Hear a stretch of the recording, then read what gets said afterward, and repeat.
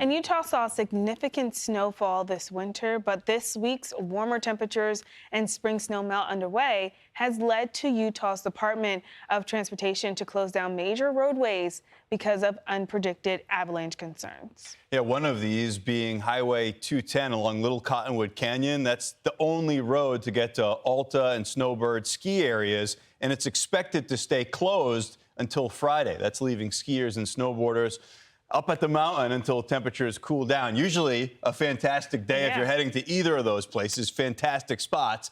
Maybe not if you're stuck there, but although there are a lot worse places to be stuck. Utah's Department of Transportation Public Information Officer Director John Gleason joins us now. Great to have you with us here on Fox Weather. I'm sure this isn't a decision that you made lightly, you and your team. What went into the decision to close that road this week? Well, this is unprecedented for us.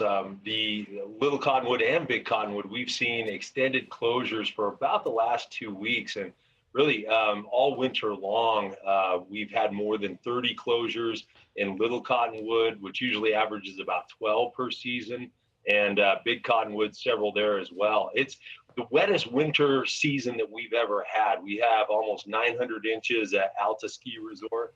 And, it's just up until this point, the big concern has been all of the snow and those avalanches that are coming down in the more traditional way. This week, it's warmed up. Last Tuesday, we had record lows in the 30s. This week, we're up to 80 today. And we're seeing that sun really go down onto the snowpack and melt it a little bit. And what you're seeing are what we call wet slides, where it essentially turns into lava and can come down the mountainside there. And we've had several of these type of slides that have actually hit the road.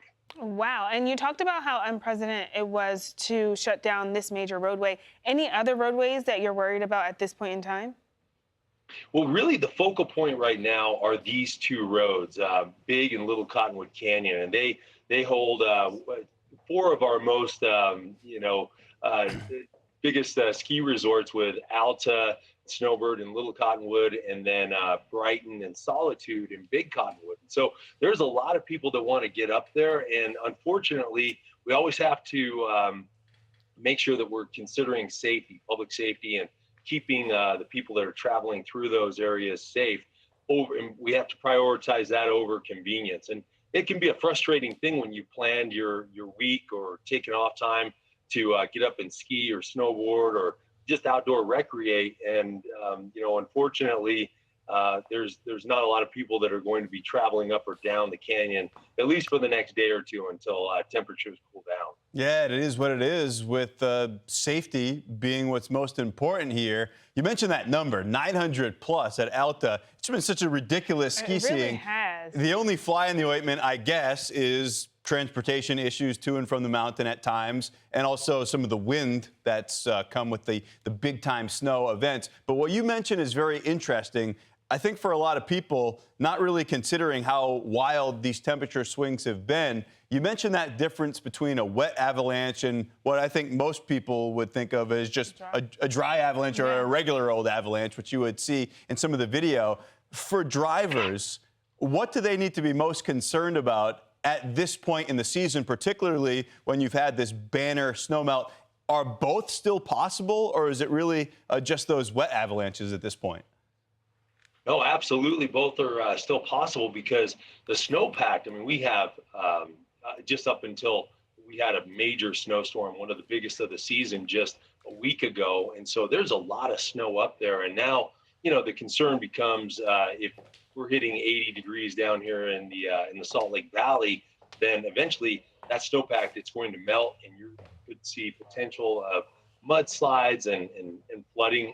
Excuse me. So we're going to be on the alert for all of those possible scenarios as well.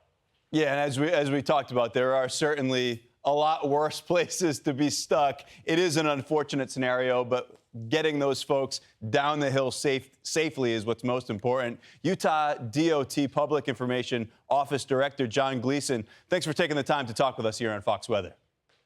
Really appreciate it. Great to talk to you both. I'm Amy Freeze. Welcome to Fox Weather's YouTube page. We have more great videos on the way, so make sure to subscribe to stay updated on all things weather.